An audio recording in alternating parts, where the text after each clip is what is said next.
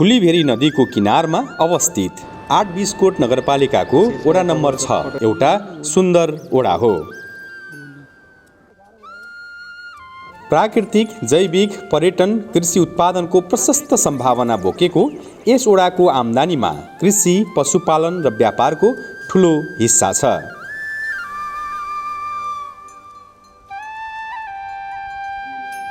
वैदेशिक रोजगारी पनि आम्दानीको मुख्य स्रोत हो। विभिन्न समुदाय, जात जातिका मानिसको बसोबास रहेको यस वडा सांस्कृतिक कुरामा धनी छ।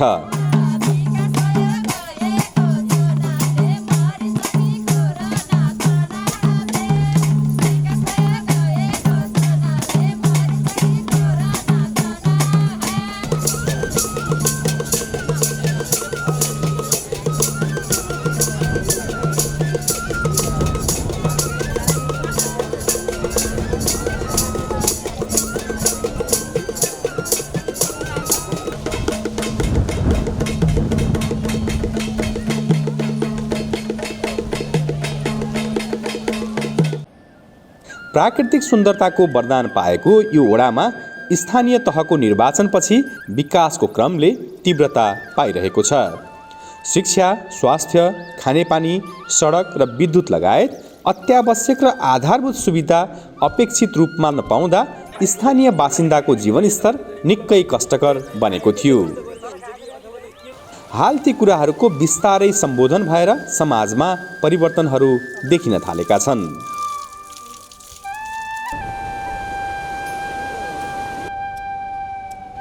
भेरी नदी नेपालको एक प्रमुख नदी हो।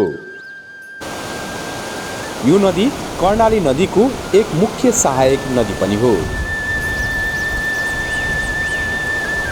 यो नदीमा रात दिन बग्ने पानीलाई सोचे जस्तो रूपमा प्रयोगमा ल्याउन सकिने हो भने वडावासीको आम्दानीको मुख्य स्रोत बन्न सक्ने सम्भावना रहेको छ।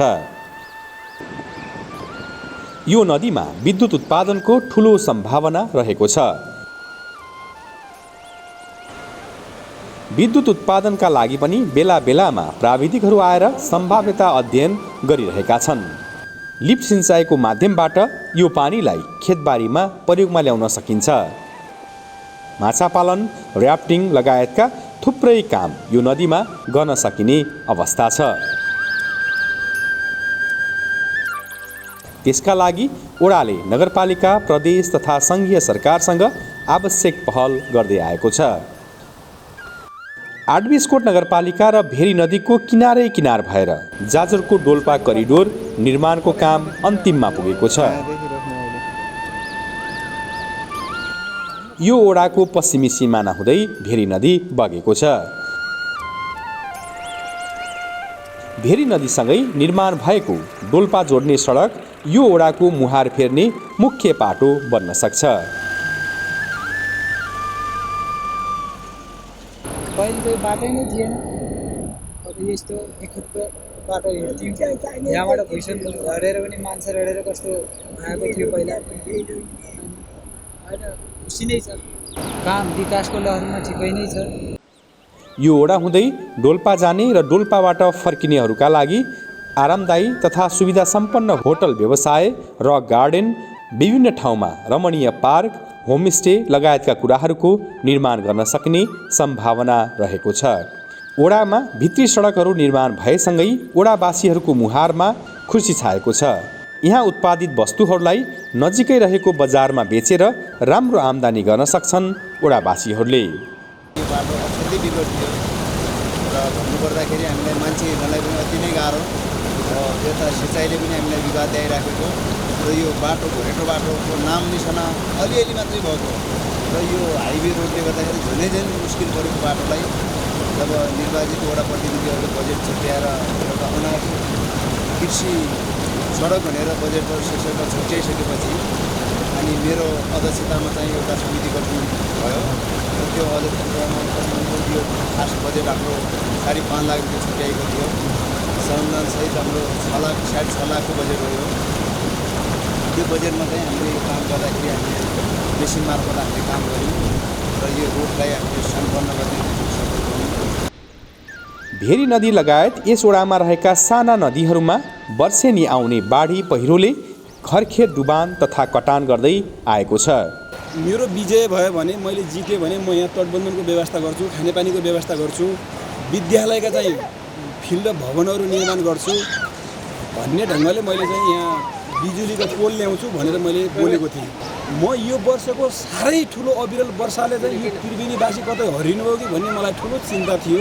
हाम्रो चाहिँ प्रयास र प्रयत्न आज सार्थक भएको छ र यो बसिरहेको छ र मैले यहाँ 2 पटक तटबन्धन उपभोक्ता समितिको अध्यक्ष त उहाँ नै हो, उहाँ मार्फत यहाँ 30 लाखको चाहिँ काम भएको थियो। अर्को मोती रोकाएको चाहिँ नेतृत्वमा 30 लाखको काम गरी यहाँ 60 लाखको काम भइसकेपछि त्रिवेणीवासीहरूलाई अत्यन्तै ढुक्कले यहाँ बस्नुभएको छ र व्यापार बिजनेस गर्ने मान्छेलाई पनि एउटा ढुक्कले यहाँ व्यापार गरिराख्नु भएको म जानकारी गराउँ।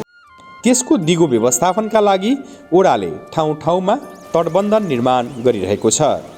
तटबन्धन भइरहेछ, अधुरो छ अझै। तटबन्धन भएदेखि अहिले रोकथाम भयो, अलि राम्रो भइरहेछ अहिले तटबन्धन। अहिले यो वर्ष गत वर्षमा हालियो, तटबन्धन गर्दा गर्दै घरहरू बगायो, जालीहरू पनि बगायो पहिले, अनि अहिले यो वर्षमा भइरहेछ। यो बस्ती अत्यन्तै यो बर्खाको कारणले गर्दा माथिको चाहिँ यो बाढीको कारणले गर्दा पनि त्रसित छ र यो बर्खा भयो भने पकाएको खानासहित उठाएर पाल्लोपट्टि जाजरकोटको भूभागमा राति दौडधुप भइरहेको हुन्छ। बगेनादेखि यो भलखोला यो सुन्दर बजार पनि भन्ने गर्छौँ, यत्रो बजार व्यवस्थापन भएको छ। यो बस्तीको लागि अत्यन्तै तटबन्धनको खाँचो छ र म नगर सरकार, प्रदेश सरकार र सङ्घीय सरकारका हाम्रा आदरणीय नेताहरूको ध्यान आकर्षण गर्न म चाहन्छु। पहिरोले समस्या ल्याउन सक्ने आकलन गर्दै त्यसको रोकथामका लागि वृक्षारोपण कार्यक्रमलाई पनि अगाडि बढाइएको छ। यसले एकातिर फलफुलको पकेट क्षेत्रको निर्माण हुने र अर्कोतर्फ बाढी र पहिरो रोकथाममा सघाउ पुगेको छ। चारैतिरका मनोरम दृश्य देख्दा लाग्छ प्रकृतिले आफ्नो सुन्दरता यही ठाउँमा पोखेको छ। हरिया देखिने डाँडापाखा यहाँका अमूल्य निधि हुन्। पहिलेको परम्परागत कृषि तथा पशुपालन व्यवसाय बिस्तारै प्रविधि मैत्री हुँदैछ। ओडाको पहलमा निर्वाहमुखी भएकाहरूलाई तालिम गोष्ठीहरू मार्फत खेती किसानीलाई कसरी आधुनिक तथा व्यावसायिक पाटोमा लैजान सकिन्छ भन्ने कुराहरू किसानहरूले सिक्ने अवसर पाएका छन्। नगरको कृषि र पशु विकासको लक्ष्यलाई प्राथमिकतामा राखेर ओडामा काम हुँदै आएको छ। ओडाको पहलमा कागती, सुन्तला, स्याउ, अदुवा र ओखर लगायत फलफुल खेतीलाई पकेट क्षेत्रका रूपमा घोषणा गरी बिउ बिजन बेर्ना लगायत आर्थिक तथा प्राविधिक सहयोग गरिएको छ। यसले ओडावासीको जीवनस्तरमा ठुलो परिवर्तन ल्याउन सक्छ। यो ठाउँमा यहाँको माटो परीक्षण गरेर यहाँको हाइटमा कुन फलफुल हुन्छ र कुन चाहिँ बाली आग्ने बाली हुन्छ त्यसको माटो परीक्षण गरेर चाहिँ त्यसको पनि हामीलाई कृषि प्राविधिकको आवश्यकता छ, त्यो पनि पुरा गर्नुपर्छ। विकास धेरै गर्नुभएको छ, नगरेको होइन, त्यही हामीलाई अपुग्त भएको छ र अझै गर्नुहुनेछ भन्ने हामीलाई। यस ओडामा हरियाली वनजङ्गल भएकाले पशुपालनका लागि घाँस दाउराको खासै समस्या छैन। यस ओडामा बहुमूल्य जडीबुटी र दुर्लभ वन्यजन्तुको वासस्थान पनि रहेको छ। पशुपालन, बहुमूल्य जडीबुटी र वन्यजन्तुहरूको राम्रो सम्भावना भएकाले अर्थोपार्जनका हिसाबले ओडावासीहरू प्रत्यक्ष रोजगार र आम्दानीसँग जोडिन सक्ने सम्भावना रहेको छ। उत्पादनमा चाहिँ वृद्धि गर्नको लागि कृषकहरूलाई व्यापक रूपमा अनुदान लगानी गरेर भारतबाट आउने कुरालाई निरुत्साहित गर्नुपर्छ।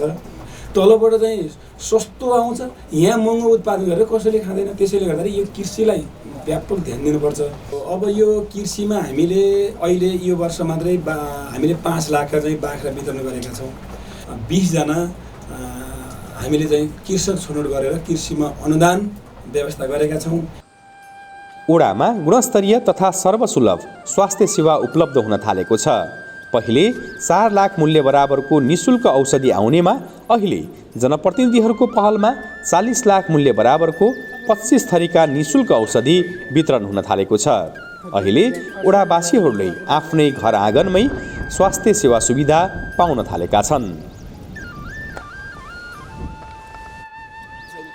जनप्रतिनिधिको पहिलो उपहार ज्येष्ठ नागरिकहरूलाई ओछ्यानमै उपचार नामक कार्यक्रम सुरुवात भएको छ। परिवर्तनको मुख्य आधार भनेको शिक्षा क्षेत्रमा सोचेको जस्तो उपलब्धि पाउन सकिएको थिएन। जनप्रतिनिधिको पहलमा शिक्षालाई जीवन परिवर्तनको आधार हो भन्ने कुरा बुझाउन थालेपछि यो क्षेत्रमा देखिने गरी सुधार आएको छ। वडाध्यक्ष आफै सबै विद्यालयको अनुगमनमा निस्कने गरेका छन्। विद्यालयमा खानेपानीको व्यवस्था भएपछि विद्यार्थी तथा अभिभावकहरू खुसी छन्। पहिले स्वास्थ्य शिक्षा एकदम कम थिए सर। अहिले हाम्रो वडा अध्यक्षज्यूले योजना कोरेर एकदम बाटो घाटो स्वास्थ्य शिक्षा खानेपानी स्कुल भवनहरू स्कुलको घेराबार एकदम राम्रो गरिराख्नु भएको छ। हामी जनताहरू एकदम खुसी छौँ। हामी जनताहरूलाई केही पनि छैन, सबै खुसी पार्नु भएको छ हाम्रो वडा अध्यक्षज्यूले। महिलाहरूलाई यो वडामा तीज विशेष कार्यक्रममा पनि महिलाको रकम छुट्टै राखेको छ।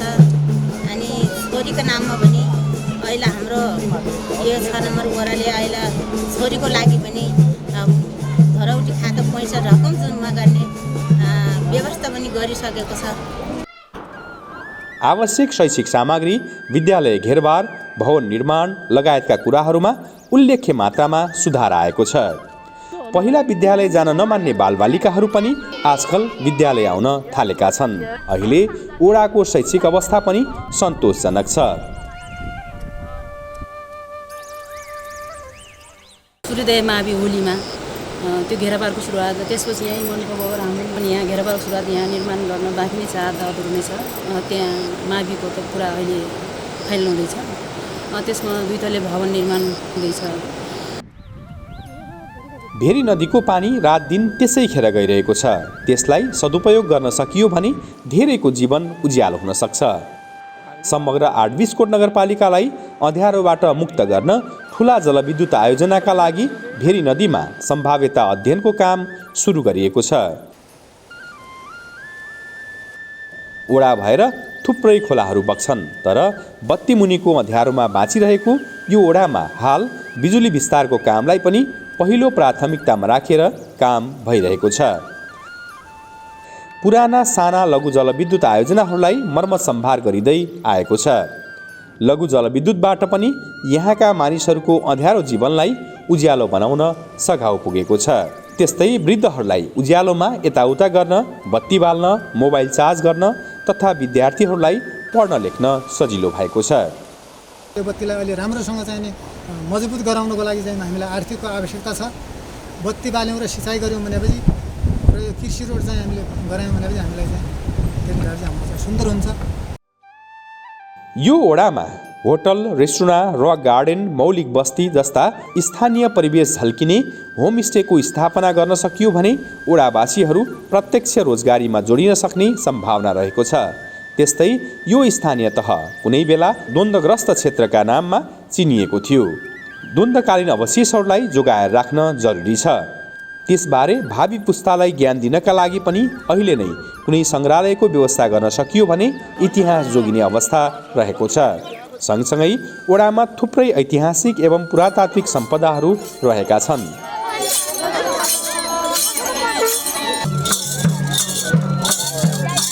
विभिन्न जात जातिका लोप हुने अवस्थामा पुगेका धार्मिक सांस्कृतिक कुराहरू, बाजागाजाहरूलाई संरक्षण गर्न सकियो भने पनि ओडालाई चिनाउन एउटा आधार बन्न सक्छ।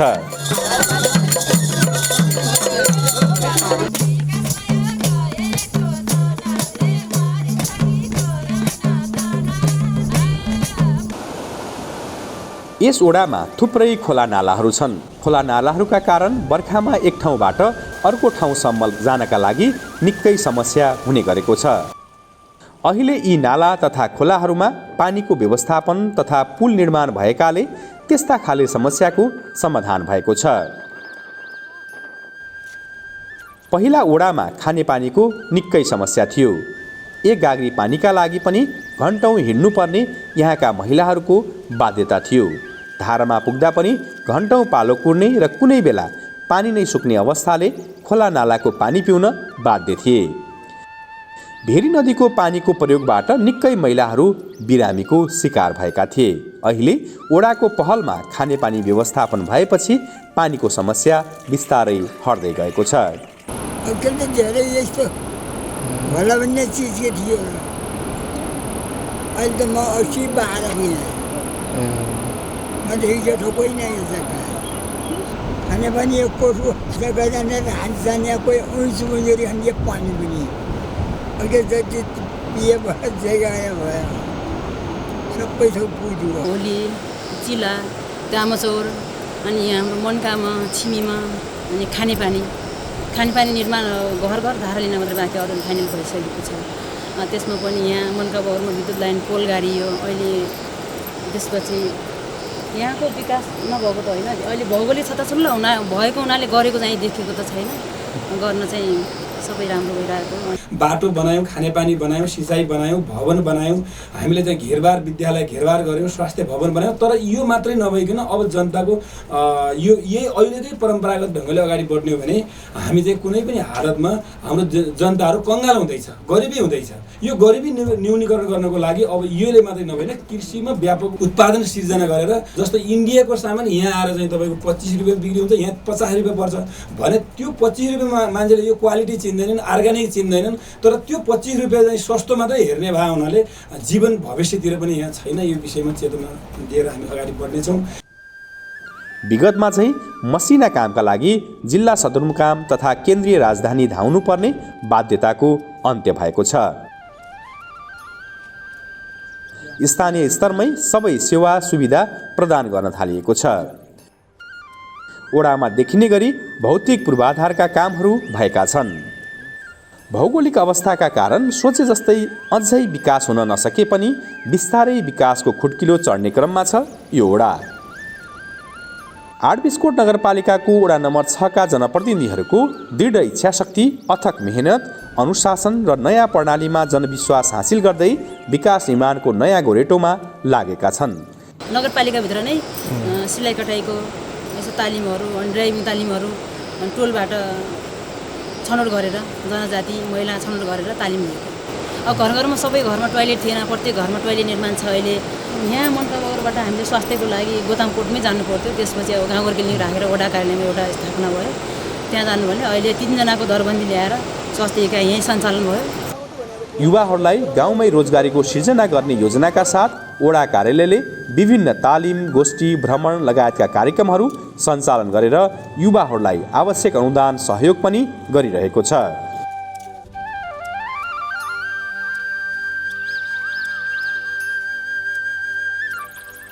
अहिले चाहिँ मान्छेहरू सुनसान छन् कि कसै पनि के गर्ने कस्तो गर्ने भनेर अस्तव्यस्त भएर छन्। अब लकडाउनको कारणले पनि होला, मान्छे के गर्ने कस्तो गर्ने के काम गर्ने भन्ने कुरा अब मान्छेहरू सबै ठप्प भएको छन्। त्यस्तोमा कुनै प्रगतिका कुराहरूमा अथवा कुनै रोजगारीको कुराहरूमा अगाडि बढे भए हुन्थ्यो जस्तो लागिरहेछ मलाई। कृषिमा अनुदानको व्यापकता माग गर्ने र युवालाई रोजगारी सिर्जना गर्ने नम्बर 1। नम्बर 2 पर्यटनलाई जोड्ने, झारलहरू, घोरल, कस्तुरी लगायतका विभिन्न चाहिँ यहाँ जनावरहरू पाइने भए हुनाले आरक्षण व्यवस्थापन गरेर कम्तीमा यसलाई चाहिँ एउटा यो गराउने। अर्को कुरा यो गौतमको उद्गम थलो र यहाँ देशभरि छरिएर रहनुभएका गौतमहरू यहीँबाटै बाहिर जानुभएको छ र लगायत यहाँको चाहिँ यो सुन्दर गोतामकोट। र अर्को कुरा चाहिँ होमस्टेको चाहिँ व्यवस्था चाहिँ आम जनतालाई हामीले ओरिएन्टेसन गर्नुपर्छ भन्ने मलाई लाग्छ। हामीले चाहिँ यो सिप नसिकेर भोलि यो होमस्टे हुन सक्दैन र होमस्टेको व्यवस्था गरेर पर्यटनलाई हामीले आकर्षण गर्ने गरी हामी अगाडि बढेका छौँ। र विशेष गरी एउटा चाहिँ 6 नम्बर वडामा यो जाजरकोटको 12 र 13 र साबिकको चाहिँ आठबिसकोटको 3, 4, 5, 6 र स्यालाखदीको 1, 2, 3 जो वडा छ अलि गतिलो एउटा रङ्गशाला स्थापना गर्ने गरी हामीले प्लान बनाएका छौँ। र गार्डन पनि बनाउने तयारी हामीले चाहिँ पहिलेदेखि गरेका छौँ। त्यसमा हामी छुन पनि सकेका छैनौँ। त्यसलाई पनि हामी जोड्ने प्रयास र प्रयत्न गर्नेछौँ। यो वडा स्थानीय सांस्कृतिक पहिचानको खानी हो। विभिन्न जात-जाति, वेशभूषा, भाषा, संस्कृति, चाडपर्वमा विविधता रहेको छ। सांस्कृतिक पहिचानका रूपमा रहेको सिङ्गारो नाच, पैँसरी नाच, पञ्चे बाजा, मयूर, पापिनी, सोरठी, ख्याली, टप्पा तथा झ्याउरे नाचसहित मौलिक वेशभूषाहरू यहाँका सांस्कृतिक चिनारी हुन्।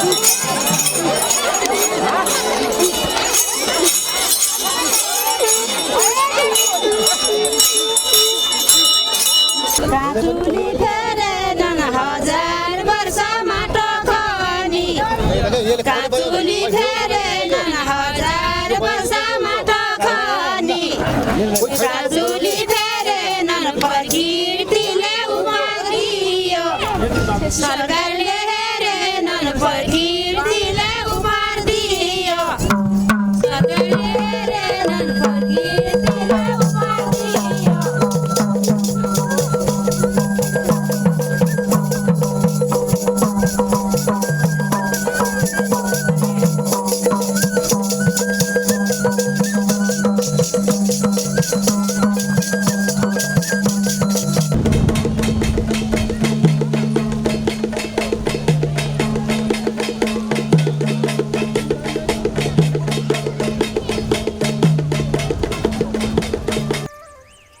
यस ओडामा प्रकृतिले सिर्जना गरेका धेरै चिजहरू छन्।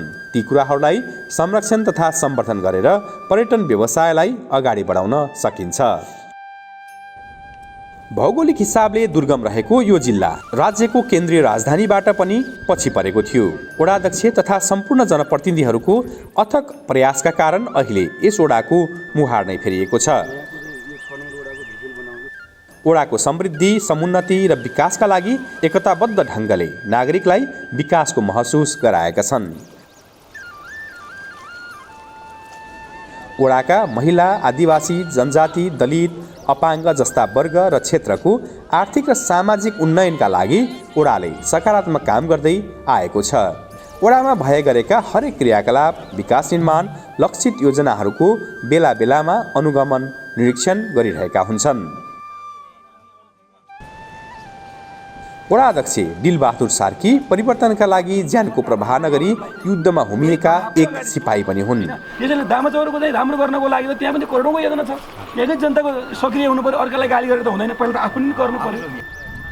द्वन्द्वकालमा आफूले भोगेका कुराहरूलाई जनताको खुसी नै आफ्नो खुसी बनाउँदै आएपछि यी विकास लगायतका विविध कुराहरू सम्भव भएको हो।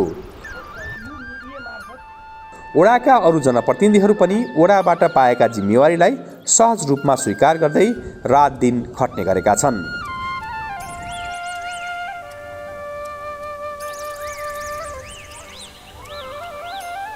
2 दशकसम्म स्थानीय निकाय जनप्रतिनिधिविहीन हुँदा विकास निर्माणले गति लिन सकेको थिएन। जनप्रतिनिधिहरू आएपछि आवश्यक छलफल गरी मागमा आधारित विकास निर्माणलाई पहिलो प्राथमिकतामा राखेर काम हुँदै आएको छ। विशेष गरी अब यहाँबाट कार्यालय स्थापना भएदेखि सामाजिक सुरक्षा वितरणका कार्यक्रमहरू घर घरमै गएर गरिएको छ। अहिले पछिल्लो चरणमा चाहिँ अब बैंकिङ सिस्टमबाट लागू गर्ने भएको कारणले अब त्यो बैंकबाट केवाइसी अब अपडेट भएपछि मात्रै वितरण गर्ने भन्ने छ। अनि त्यस पछाडि स्वास्थ्य सेवाको अवस्था पनि त्यस्तै थियो। स्वास्थ्य सेवाको अवस्थामा व्यापक चाहिँ सुधार भएको छ। भर्खर मात्रै हाम्रो यहाँ सहरी स्वास्थ्य इकाइ केन्द्र मुलबजार स्थापना भएको छ भने आधारभूत सहरी स्वास्थ्य केन्द्र मुनका बगल पनि स्थापना भएको छ र त्यहाँबाट त्यहाँका जनताहरूलाई छिमी प्लस मुनकाको जनताहरूलाई त्यही नै स्वास्थ्य सेवा दिने अवसर मिलेको छ। त्यसै गरी घर दर्ता प्रक्रियालाई हामीले यसै वर्षदेखि अनलाइन प्रक्रियामा लगेका छौँ। प्रशासनिक कामहरू पनि हामी चुस्त दुरुस्त ढङ्गले अगाडि बढाइरहेका छौँ। अब त्यसै गरी विकास निर्माण कार्यहरू तीव्र गतिमा भइरहेको छ। अब त्यसै गरी स्थानीय सरकार सञ्चालन 2074 भएका व्यवस्थाहरू अनुसार हामीले सम्पूर्ण कामहरू पारदर्शिता, जवाबदेहिता तथा उत्तरदायित्व ढङ्गले हामी चाहिँ गरिराखेका छौँ र यो वडाकारले स्थापना भएदेखि यहाँका सेवाग्राहीहरू विशेष गरी चाहिँ अब दूरदराजका बस्तीहरू अन्तर्गत छिमी मुन्काको बस्तीहरू अब एकदमै खुसी भएको देख्न पाउँछौँ। वडा स्तरमा भौतिक पूर्वाधारसँगै वडावासीहरूमा हरेक कुरामा चासो राख्ने चेतनाको विकास भएको छ।